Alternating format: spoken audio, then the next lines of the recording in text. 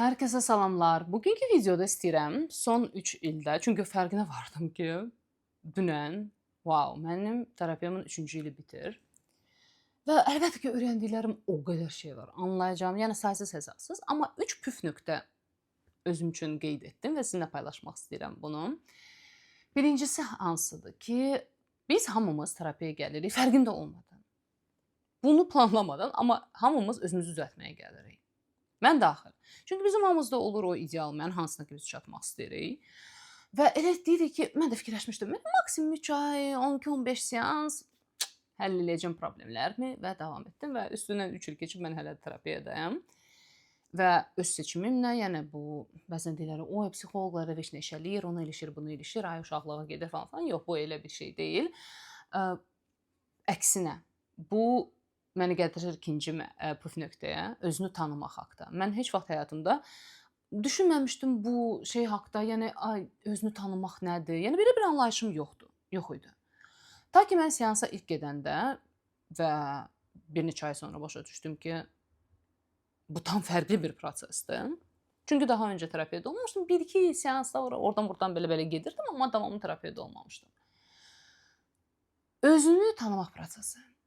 Mən anladım ki, hələ ki ən azından başqa bir təcrübəm yoxdur. İndi hal-hazırda ki, mən də başa düşürəm ki, insana azadlıq verən, daxilən azadlıq verən proses özünü tanımaqdan keçir və bu çox acılı prosesdir. Paralel olaraq iki hisslə daima qarşılaşırsan, harda ki, acı çəkirsən. Çünki özün haqqında görmək istəmədiyin şeyləri görürsən, başa düşürsən, həzm etməyə məcbursan, amma eyni zamanda elə bil ki, o çöküşdən sonraki çıxırsan, o hər dəfə elə bil ki, təsəvvür edəcək ki, çoxlu qandallar sallanıb, hər dəfə o bir qandal düşür və heç vaxt tanımadığın iki hisslə qarşılaşırsan. Birincisi, o daxili yüngüllük və azadlıq, o hafiflənmə var. İkincisi də həyatdan tətminlik hiss eləyirsən və həyatın dəyərini anlamağa başlayırsan. Yəni öz dəyərini, həyatında olan insanların dəyərini. Bu mənim daha öncə də tanımadığım bir hissdir və bu hissi tanımadığımı da belə anlamırdım. Var insanlar başa düşür ki, heç bir şey dəyərli deyil mənim həyatımda, amma yenə də bununla nə etməyi bilmirəm. Mən bununla terapiyada sadəcə baş etdim. Özüm heç vaxt edə bilməzdim. O barədə, psixoloq barədə də danışacağam. Və üçüncü püf nöqtə ki, bu ömür boyu davam edəcək bir şeydir. Qısa yollar yoxdur.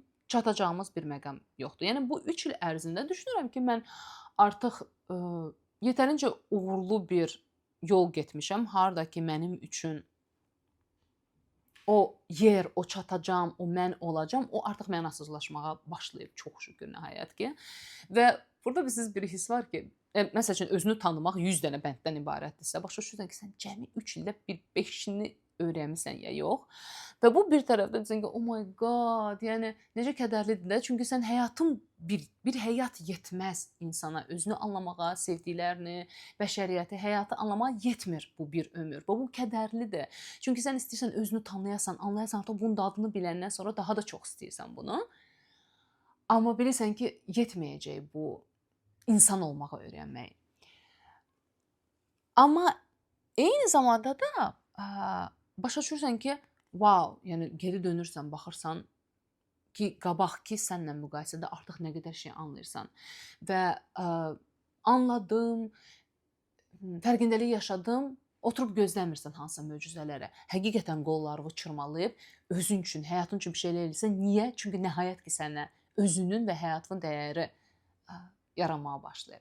Və bunların heç birini mən əlbəttə gözüm tək eləyə bilməzdim. Hamımızın bəlkə də hamının deyil, amma həyatımızda insanlar var, hansı ki bizim müəllimlərimizə çevirir. Mən birinci müəllimim oğlum olub, çünki onunla olan münaqişələrimiz, münasibətimiz, mürəkkəbliklər məni bir növ bu yola çıxartdı ilk. Ona görə ona çox minnətdaram. İkincisi də mənim psixoloqum Olga Dimçuk. Müəllimim, psixoloqum, mentorum. Mənim həyatımda bəlkə də bir yerlərdə valideynim qədər yox, valideyn kimi ona baxmıram, mükəmməlləşdirmirəm də, ideallaşdırmıram da, anam kimi də görmürəm. Çox şükür buna icazə də vermir və mən də ondan öyrənirəm bütün bu ideallaşdırmamaq proseslərini qoymamağa, nə bilim, klientlərimlə necə işləməyə, hamısını ondan öyrənirəm.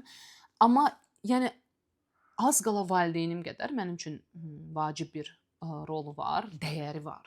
Çünki onun onunla terapiya çox mürəkkəbdir. Yəni mən yalan olmasın 10 ay sırada gözləmişəm ora getmək, terapiyasına düşmək üçün və əziyyətlidir, amma mənim üçün dəyər. Mənim üçün ona qədər rastladığım insanların da fərqli təsirləri olub mənə, amma bu qədər rol oynamayıb əlbəttə ki və mən həyatım boyu özümü nə qədər bilirəmsə bir minnətdar olacağam Olqaya. Onun 2 kitabı var. Məsləhət görmək istəyirəm. Özəlliklə də ikisi indi satır, aksiya var. İkisi bir qiymətədir. İlk kitabı Yalançı mən, Real mən adlanır. Rus dilində var, bir də Ukrayna dilində var. Əgər rus dilini yaxşı bilirsinizsə, onu da alıb oxuyun. İkincisi də daxildən bağlı, qapalı. Bilirsiniz, o danışıram həm dərinə gedək, həm başqa videolarımda subyektivlik haqqda, qapalı qutu haqqda bacardığım qədər interpretasiya edirəm və Azərbaycan dilində ötürməyə çalışıram. Bütün Olqadan öyrəndiklərimi, sessiyamda anladıqlarımı, videolarından anladıqlarımı. Yəni bu son 3 il bayağı bir yol getmişəm və öyrəndiklərim məni çox ilhamlandırır, dönüşdürür deyə mən də bacardığım qədər ötürmək istəyirəm. Başqa 2 nəfər də var hansının ki aşağıda. Bu arada bütün informasiyanı buraxacağam web saytda istəyirsinizsə siz də terapiyaya yazılmaq, sıraya dura bilərsiniz, bəhrələnə bilərsiniz onun təqdim etdiyi materiallardan. Başqa 2 nəfər də var, hansının ki adlarını buraxacağam. Onlar əlbəttə ki direkt olaraq mənim həyatımda yoxdular. Terapiyalarından da keçməmişəm, amma hər ikisi məncə möhtəşəm qatqıları var insanların həyatına. Biri Natalya Remişdir, biri də Doktor Şafalidir. Onu deyəsən bir-iki dəfə Instagramda paylaşmışam. Hamısının adını buraxacağam, amma əlbəttə ki mənim üçün ən dəyərli olan, ən vacib olan psixoloqumdur. Yəni indiyənə kimi bildiklərim, anladığım, öyrəndiklərim, hər şey həqiqətən ona borcluyam. Belə.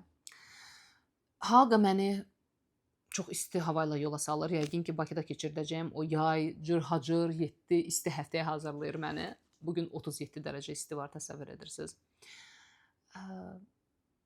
Çoxlu emosiyalardan keçirəm.